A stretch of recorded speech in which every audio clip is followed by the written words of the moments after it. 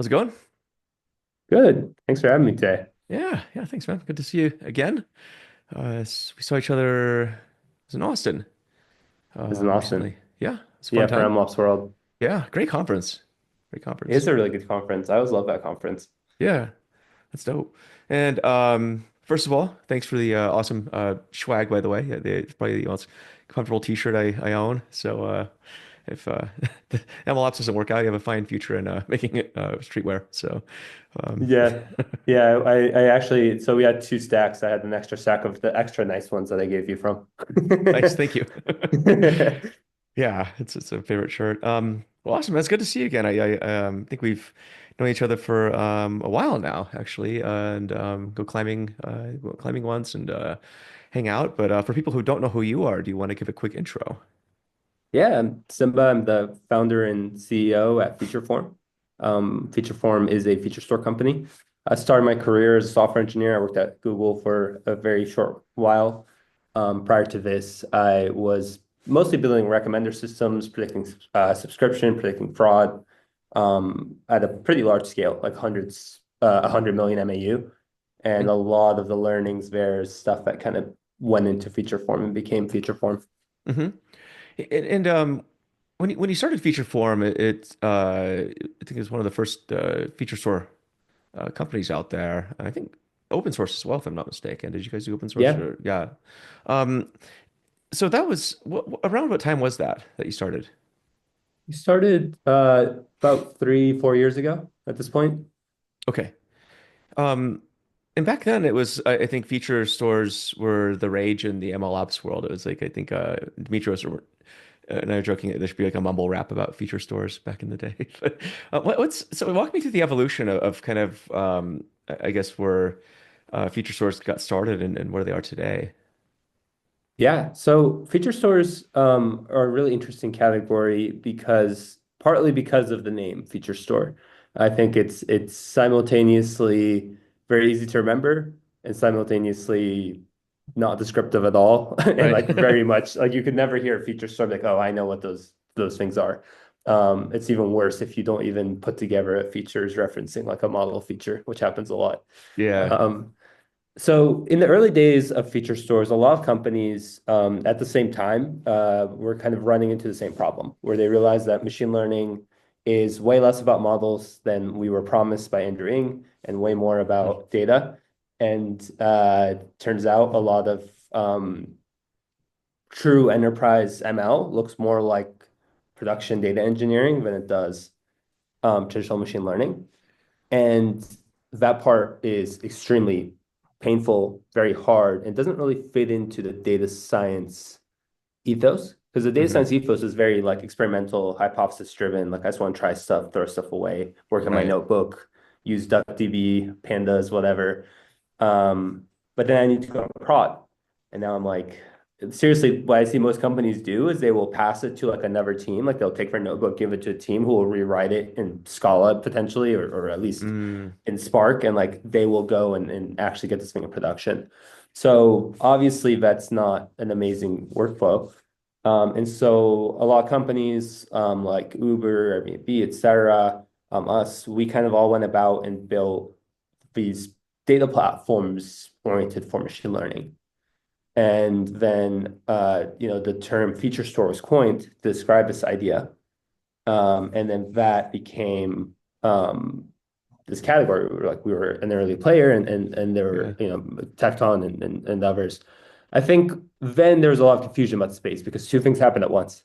One, there was a ton of money raised by some of the companies, and then on the opposite end of it, uh, all the vendors more or less took a very different approach, some of which were almost like apples and oranges, like Mm. uncomparable. For example, like Feast, which is another open source feature store, Yeah.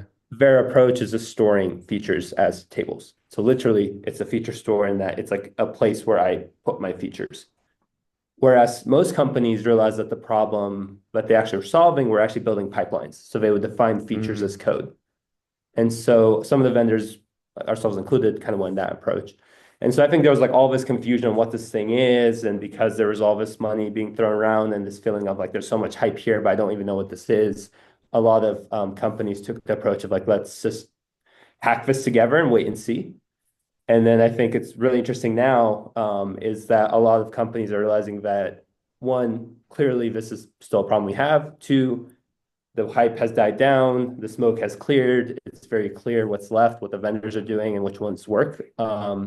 And so we've actually seen way more growth now than we were even seeing back then of all the hype Oh, of interesting. actual growth, like actual like revenue growth, customer growth, and not like hype growth. And that's coming from companies most of the time, which just kind of band-aided it at the time, and now they're like, oh, we need the real thing, or it's like, why did we build that? We now have to maintain it, and all the people who were building it because it was the cool hot new thing, all of them are moving to like agentic, infrastructure things, and no one wants to be stuck working on the feature store of yesteryear. And so, yeah, I think it's like a very abridged version of what happened, I think, but that's kind of what it looked like. Yeah, from the outside looking in too, it feels that way. Like there was sort of I think the classical ML ops, which was you can date that to probably it's kind of a COVID era thing, really. I mean, there were a few years before maybe it was getting started, but then things took off. You had the ML ops community, which I think helped kind of gel everyone together, and then um, yeah, and then around this time, 2022 comes along and suddenly everything becomes LLMs. And it felt like there was a moment where like classical ML, which I think you're kind of hinting at, like all the non-LLM stuff sort of took the attention. But as you say, the hype died down. And I think you're kind of indicating there's still a lot of utility in the, uh, in ML and ML ops, probably more than ever, actually. So it's an interesting thing to watch. What are you seeing with that? Because you're sort of alluding to this when you're chatting.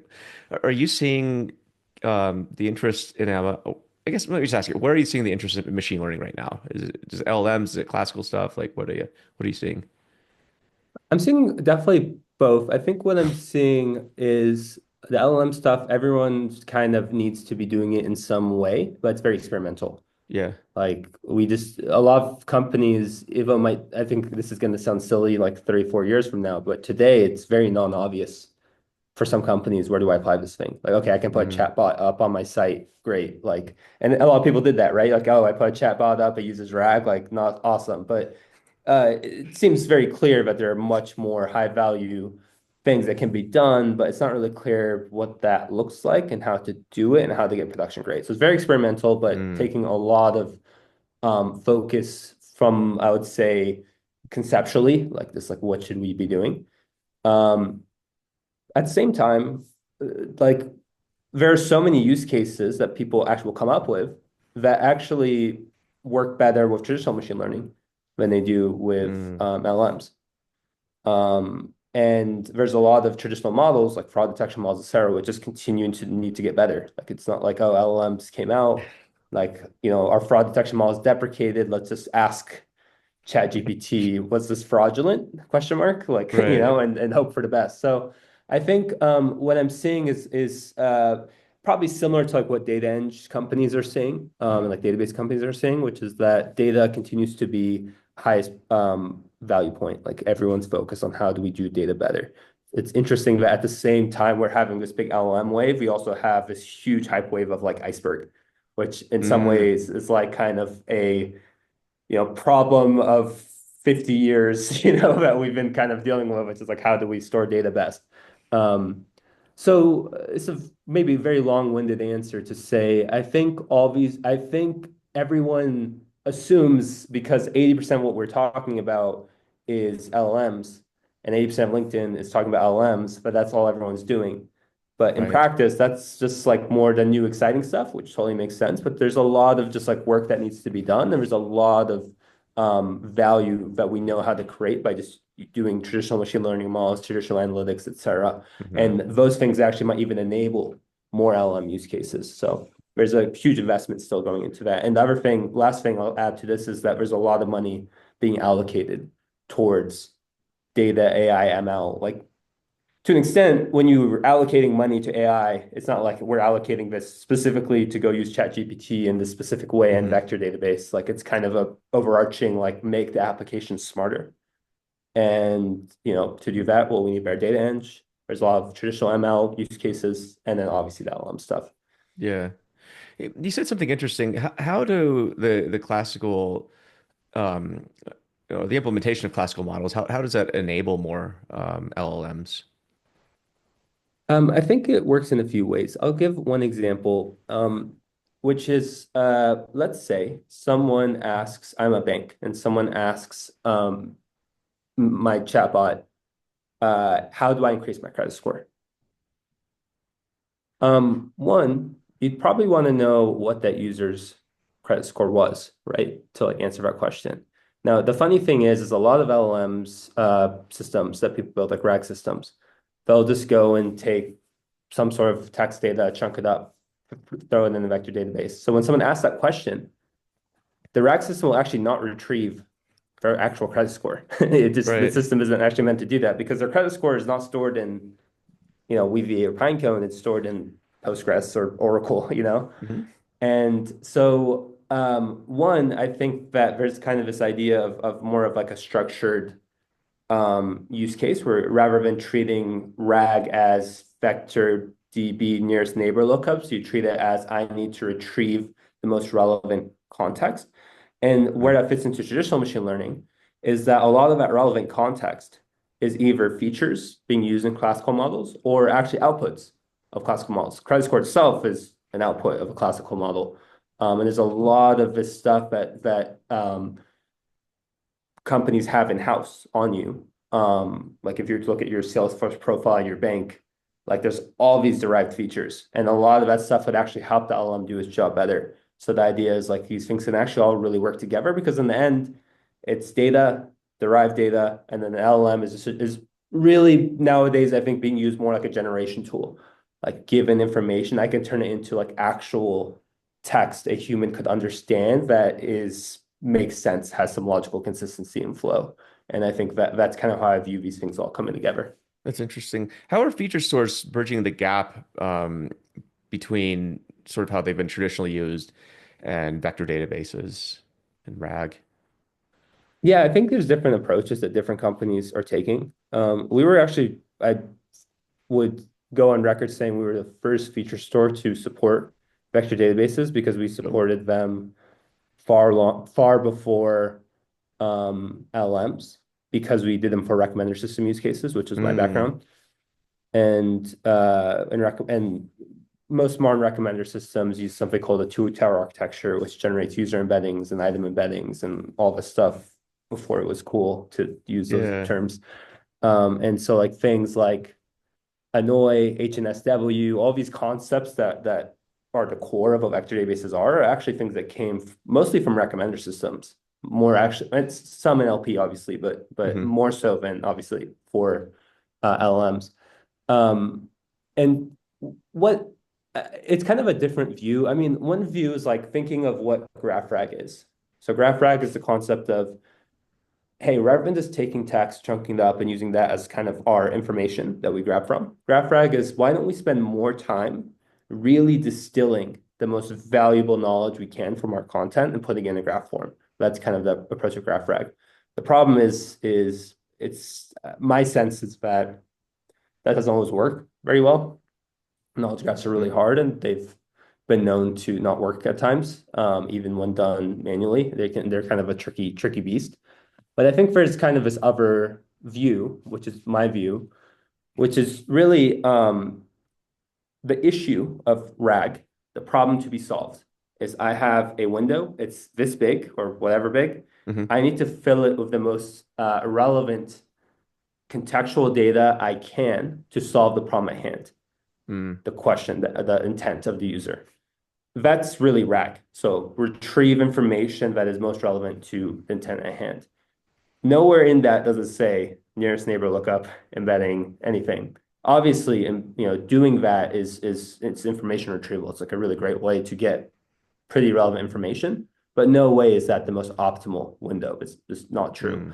So my sense is that how a feature store works is it kind of provides almost like a semantic layer of signals. Here's all the signals that we have on this user, these items, all these entities referenced. Which ones do you want to be able to answer this question?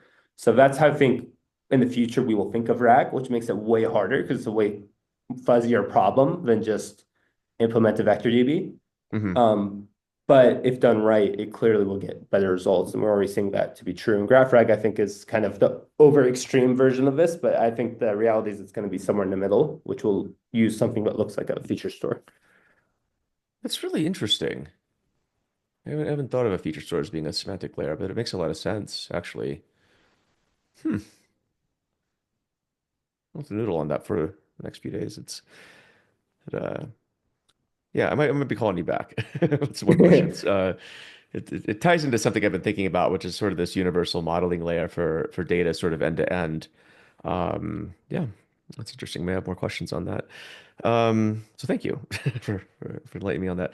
That's how do you think that so we're talking about LLMs right now, um, but then the other hot thing that's happening right now are agentic workflows and so forth. How are you seeing feature stores being used for those?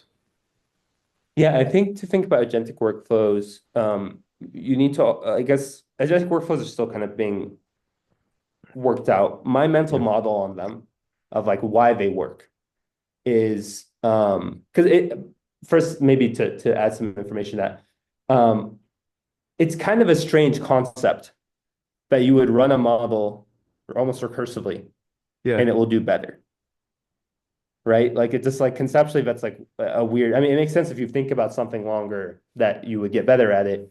But I think with an LLM, like using a model in that way is not really a thing. It's almost like I'm going to take my embedding and re-embed it, and therefore it's going to be a better embedding. It's just a concept that I think was really new and kind of unusual. And I think another example of this is like using an LLM as a judge. It seems like kind of something that shouldn't work as well as mm, it seems to. It's like, well, if you have a model check itself, why would it, like why would that work? Like it had its own output.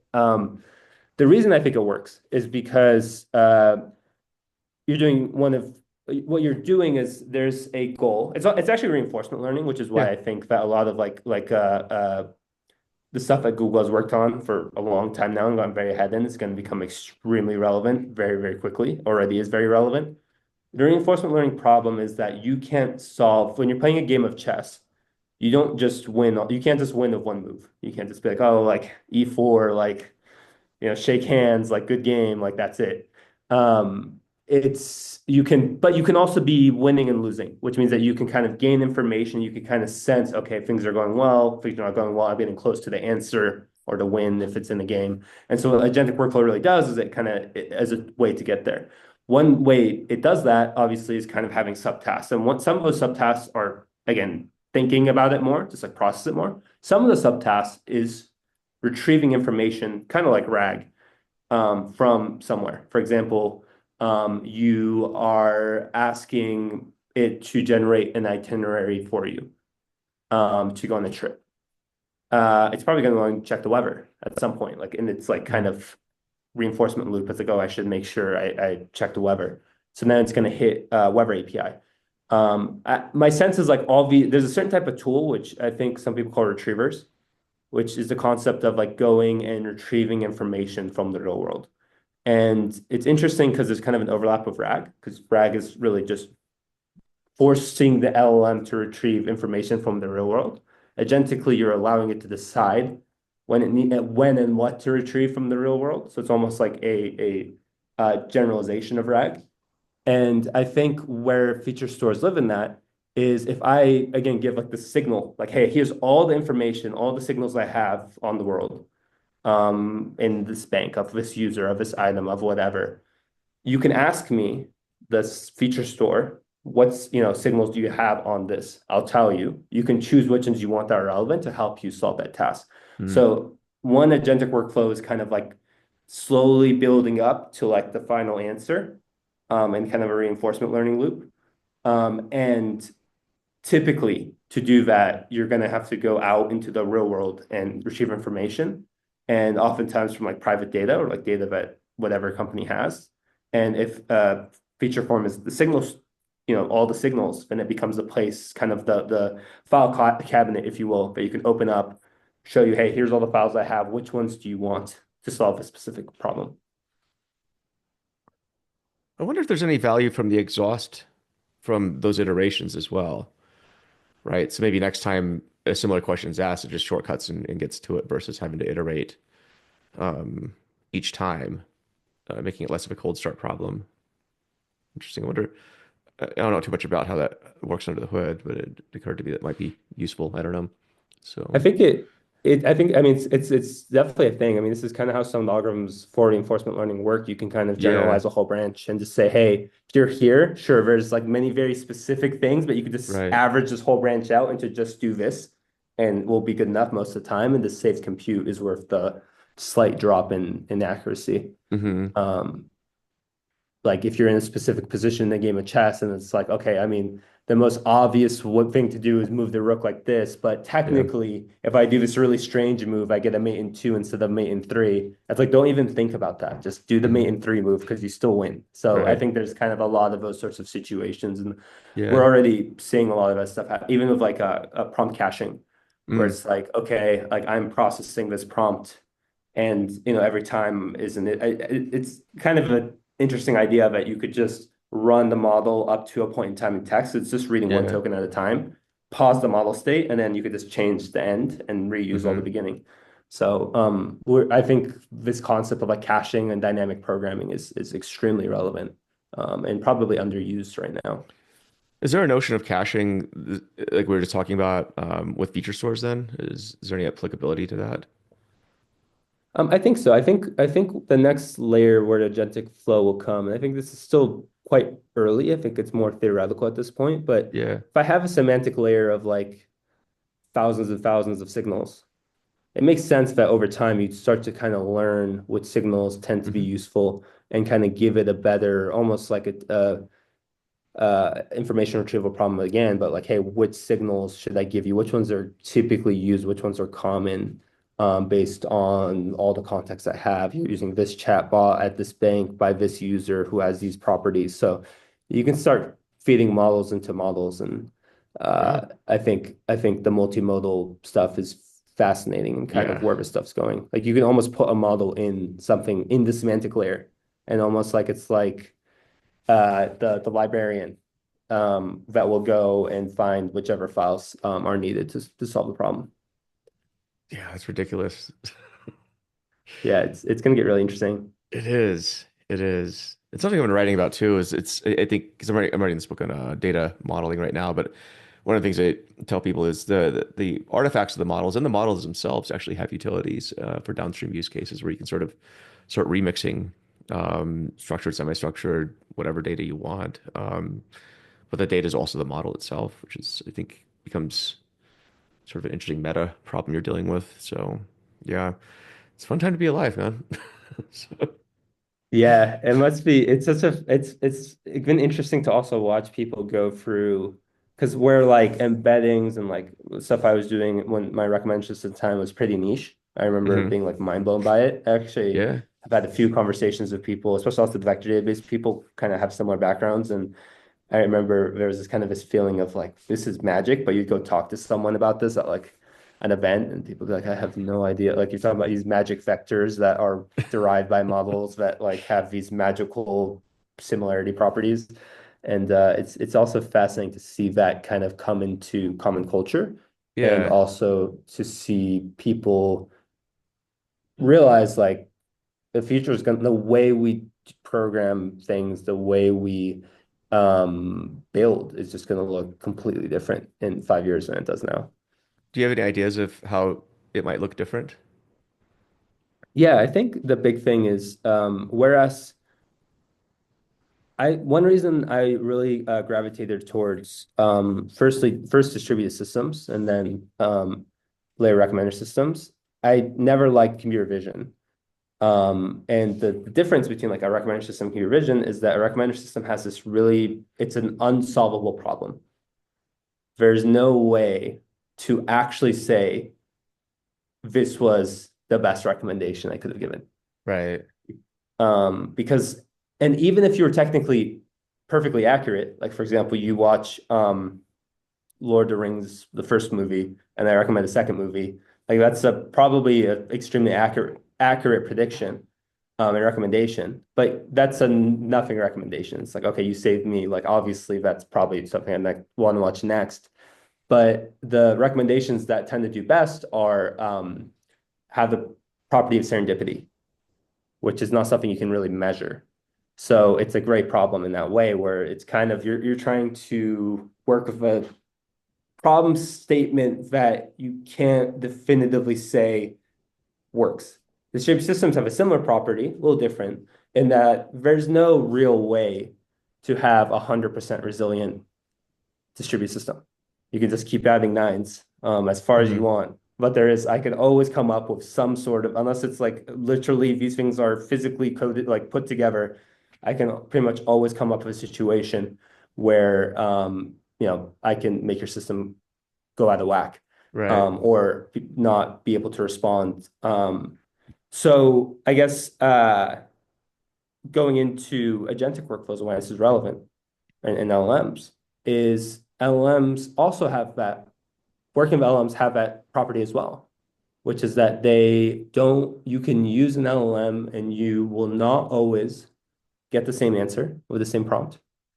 You won't be able to understand why it did something. If it does something wrong, you can't necessarily not make it do that again in like a very like, oh, add this if statement. So we're going to be working with things that are squishy and unreliable again, like distributed systems, like recommendations, etc. And I think that's awesome. And I think it's really fun. But I also know for a lot of people that that concept is extremely uncomfortable. And so then it's like, oh, we'll just add these guardrails and do all this stuff. And you can't, like, it's always, there's a way. You can only get so good. There's always a way to kind of break it. And I think that programming model is just going to break a lot of people's brains and have to kind of change the way we even just think about architecture design, which is more about less about pure perfect correctness and more about resilience. Mm. Yeah. What do you think it does to the workflows of developers and engineers? Yeah, like in the sense of like how like for example, like my team just started using this thing called CodeRabbit to do code reviews and stuff like Oh, that. Are you talking about kind of yeah, tools yeah, like that? exactly. Yeah. Yeah, I'm so yeah, there's a lot of I mean, pretty much if you're not using something like ChatGPT while you're coding, you are very behind, like you should be. Hmm. It kind of completely changes. It turns like a junior engineer of yesteryear kind of is easily at the same level as a senior engineer, or sorry, junior engineer today is easily at the same level of a senior engineer in the past, Hmm. purely because they have this, or we call it the Oracle at my company. So like go consult the Oracle on any kind of like technical question. Obviously, it's wrong a ton of the time. It's horrendous at writing SQL. It's horrendous at writing Spark. And there's definitely weak points for it.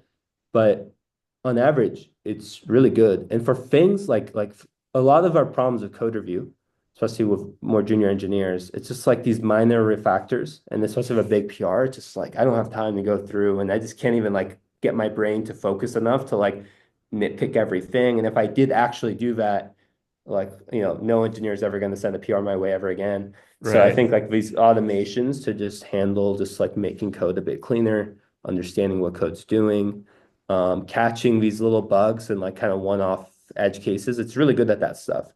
Um, in terms of like architectural, like, hey, how is this thing going to grow over time, et cetera, you can kind of talk with it to Yeah. just help. I use almost like help myself get my thoughts straight. It's kind of like journaling, except the journal talks back to you and is kind of intelligent.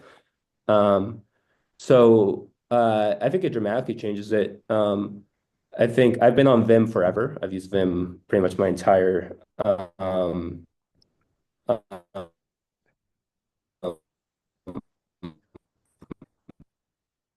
career.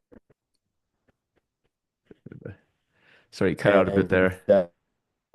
for the first time ever, have kids. I'm not sure ever people get ChatGPT. Oh, I was just saying how uh, I'm kids. Sorry, is it working now? Yeah, it works now. Yeah, we're good. Okay. Okay, great.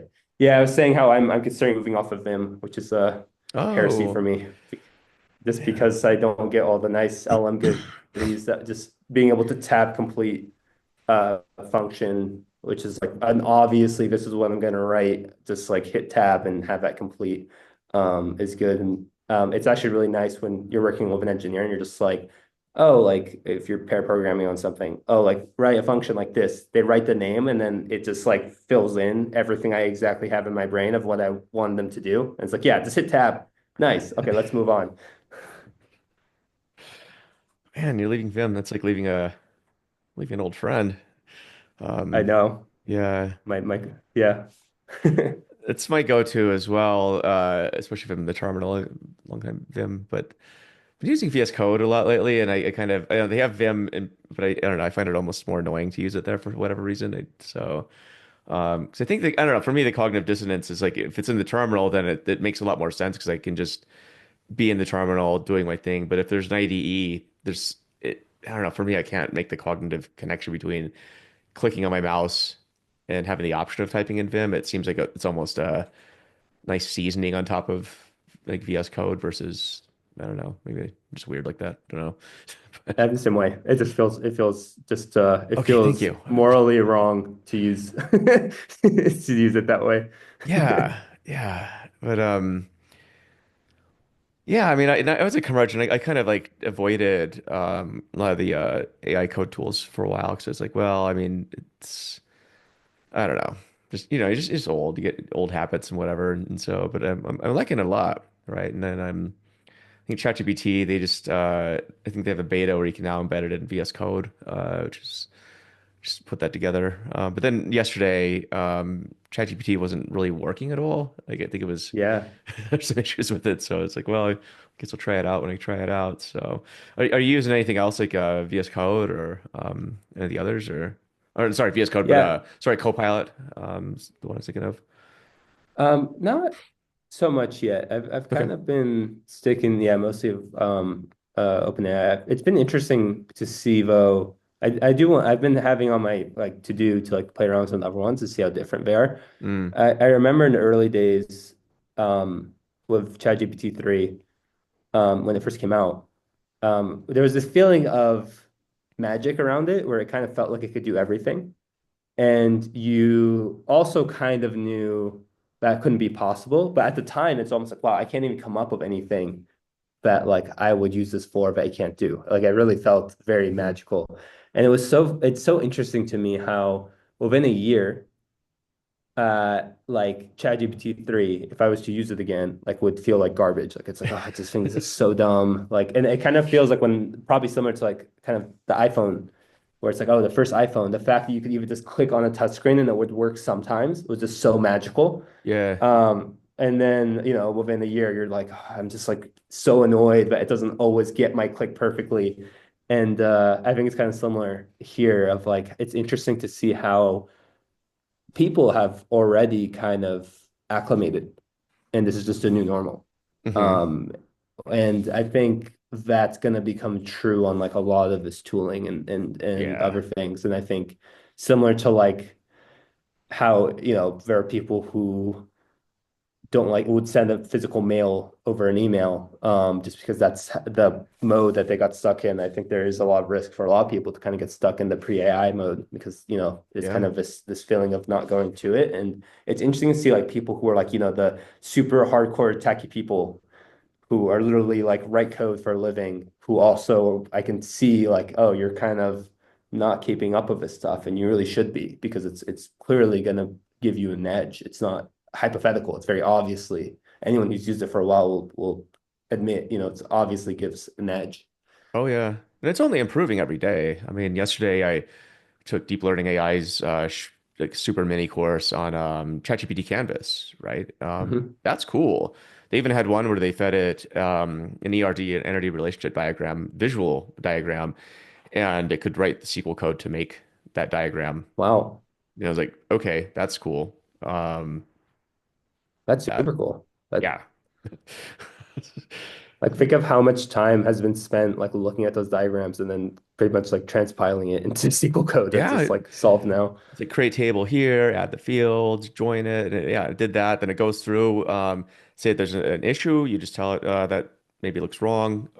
Um, fix it. It'll do that. I think it's able to respond to its own error messages even and fix that, which I thought was pretty fascinating. So, and again, this is all, I mean, I feel like we're, you mentioned iPhone. I feel like we're sort of in the iPhone maybe one, what, 2007, maybe iPhone 2 era. What are we up to now? I don't even know. 16. Um, you know, I feel like we're just getting started in this stuff, which is kind of crazy because it's moving incredibly fast. Like I don't feel like I'm able to keep up on what's going on. I don't know that anybody I know is able to keep up. It's Yeah. insane. Um, we all want to look like we know what we're doing and trying to keep up, but I know for a fact there's just too much stuff happening. At the moment, it's school. So Yeah. I, I think it's fascinating though at the same time, but we're also seeing these like massive kind of moves and focus on like things that are old, like old in the sense of like old problems, like yeah, iceberg is like I was obviously going to talk taking a about ton Iceberg. of Let's talk about that. Yeah. yeah. And like I was even like GPUs and hardware and like other hmm things like these like that I like Moore's law is like an old concept, right? And like that was like the thing that people focus on. And obviously like we're not talking about Moore's law anymore, but there's kind of almost this similar sort of vibe around NVIDIA and GPUs that are like, oh, these things are only going to get bigger and better. And anyway, I think it's Yeah. fascinating that at the same time as this wave, it's also kind of these other waves of let's just call it kind of more boring enterprise old school technologies that are being invested in, getting better and being focused on. Oh yeah, databases, right? I mean, I'm wearing a DuckDB hoodie right now. That thing's taking the world by storm. And it's a miniature analytical database that fits on your machine, right? It's and on your phone, I guess now. That's pretty cool. That unlocks a whole because I mean Moore's law, right? You're talking about. I mean, so I'm recording this in a Mac Studio. Um, I don't even know how many GPU cores this thing has. I think 32, I believe. A couple years old, but that's a lot. Yeah. That's beefy hardware for a machine. So, um, right, and then it's like computers are getting better and better. Um, yeah, it's let me see here. Sorry, 30 cores. It's ghetto, but Yeah, you didn't invest enough into the 32. shorting So myself. embarrassed on your own sh on your own show, Joe. Jeez, what a loser. But hardware's getting really good, right? But then, we were talking about this before we hit record. You mentioned some interest in Iceberg. What are your thoughts on Iceberg? I think it's fascinating what's happening there. I think, well, first, maybe for people who maybe are less like, oh, I've heard of iceberg. What is this thing? Why does it matter? Um, the concept of iceberg is a pretty simple idea, which is like, how do I, in an S3-esque thing, store a table format, store data as a table? Because you have to use files because how S3 works, not dissimilar to a file store, but like in something like S3, how do I store files? How do I do this stuff? The most obvious way is just like, oh, every time I write to a thing, just append parquets, and then if something gets deleted, find that thing, change the file, which is just obviously a very insane way to work. So Iceberg is this really kind of complex definition of metadata to like define how the data files work together to build this table thing. Why that's important is it has the concept of kind of like an index because I know if I'm doing a join, I know that hey, all the data for this that starts with from A to C are in these files. So I'm going to put those on the same node. You mentioned DuckDB, like one thing that it would enable this idea of a pushdown predicate where I can actually filter data before I even pull it, as similar to like an index in Postgres or something. Like with DuckDB, hey, if I want to do a select on the last few days, if you're using pushdown predicates in Iceberg, then it would literally just grab the last 3 days of data and ignore everything else, even if that table is massive. Yeah. So the concept is clearly powerful, but kind of seems why does this matter so much? It seems kind of random. What it's enabling now is this true separation of storage and compute. So things like Snowflake, it used to be the case, it's still the case for a lot of places where you have your data in one table or one database, you transform it, and then if you need to like put it somewhere else, you have to like ETL it over if you want your data in Snowflake for some use cases, but then in Spark for others, or some other tool for machine learning, or in VectorDB or whatever. It's a lot of like moving data around, having similar copies of data in different places, and all those things tend to have pretty hard lock-in, lots of data gravity. Iceberg kind of enables this generic table view that all these compute engines, Snowflake, Spark, et cetera, can kind of sit on. And what's interesting that's happened now, I think what happened was like Snowflake was investing in Iceberg with the idea that we're going to beat Databricks. Iceberg, I think, is much better than Delta. And just in minor ways, but there are just things when I've used it that have just made life using Iceberg way easier than Delta. Um, I think Snowflake was like, okay, we're going to kind of disrupt ourselves, become just a compute engine, not dissimilar much like Spark. And we're going to use Iceberg as our kind of generic open table format. And Databricks obviously didn't like that. They bought Tabular for $1 trillion or something. And then in doing that, Snowflake still continued to invest in Iceberg. Now AWS released S3 tables, so they're also kind of investing in Iceberg. And I think there's this commitment across the entire industry that we can all agree that Iceberg is the table format, which means for a company like FeatureForm, everything we've rewritten all of FeatureForm so that all the tables we create are now Iceberg tables, Oh, really? which makes Okay. it possible to like interoperate. Because like one common thing is to copy from an offline store to an online store, or to do things like find data that's changed in the last day and then materialize it into Dynamo or whatever. All Mm, this stuff is done at the Iceberg level. We no longer have to have different implementations for ClickHouse versus Snowflake versus whatever. We just work off of Iceberg and let put as much rich metadata as we can in it and let the compute engines use that rich metadata to optimize their own queries. that's cool. When did you have that realization? I think the realization happened first, it was this year, and it actually started happening because we ran some performance issues with certain big customers, had a massive data size and like just super high cardinality. And so our old Mm, implementation just didn't scale well. And so what we needed was that indexing that Iceberg gave us. So we kind of committed to Iceberg. It's kind of been like a thing we've been thinking about, but that was kind of the forcing function. So we committed to Iceberg, which dramatically made our performance better. And then we just got lucky, but right when we finished doing that, the Tableau acquisition was announced. And then everyone seemed to kind of, we just started investing heavy in it. I kind of was like, I feel like this, what ended up happening might happen, which is that everyone's gonna kind of go Iceberg native. BigQuery just did it. Like Google's all in on Iceberg in a certain way. And in doing so, we've kind of built this idea of like a machine learning lake house. yeah. And it's just so from a user's perspective, like a big enterprise, it's such a better feeling that, hey, all my data, it's not just on one catalog anymore. It's actually in one or many buckets in the same format that I can use with any database I need or want for whatever use case the team needs. That Hmm. concept is so powerful. Yeah. That's really smart. So, it's interesting. I feel like a lot of the world right now is looking at Iceberg. At least from where I sit, like I think everyone's about to start jumping in and using it, but I think it's uh,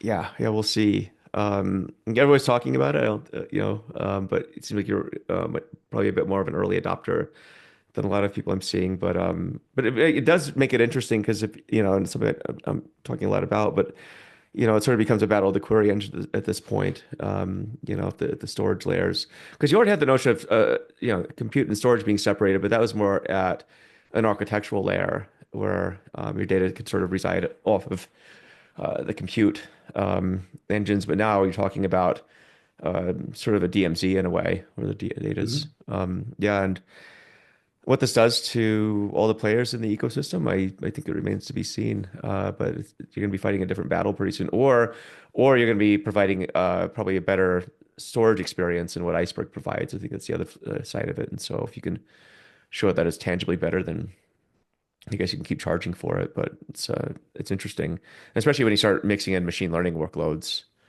right? Because I think historically, you mentioned certain companies and they'd been analytically focused data Mhm. warehousing, but it's the world's moving beyond that.